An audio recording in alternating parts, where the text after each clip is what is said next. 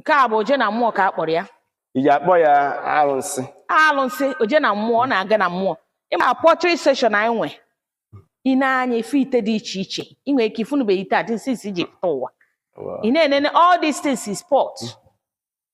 then ị bịa n'ebe a anyị nwere ite ego bankị ndị mgbe ochie ebe a ka papa anyị na mama anyị na-abụ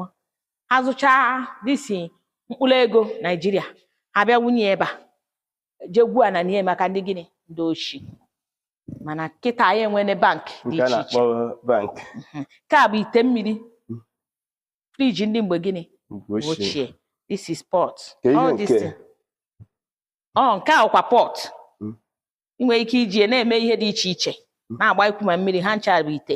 mana anyị bịa na nke a nke dị iche ebe a bụ nke a na nke a bụ ritual pot ite ike ka akpọrọ ya kedu ife eji eme dịka a na-akọwalụ gị about mmọnwụ you know that na ọ na-aba anọkọta sị na mmadụ chọrọ ịmalụ mmọnwụ achọrọ m ime onwe m initiate na mmọnwụ mgbe ị chọrọ ije mee onwe gị initiate o nwere mmanya ebu abịa dịka ha si wee kọwa ọ ga-aba n'ime pọtụ a onye bute nke ome gịnị ọ gbanye onye ọbụla tinyelu ihe dịka poison ya nsị na ịmagụ gbanye n'ebe a once ọ ba ha n'ime pọtụ a o neutralize the poison o ma enwezi gịnị power. Thank you.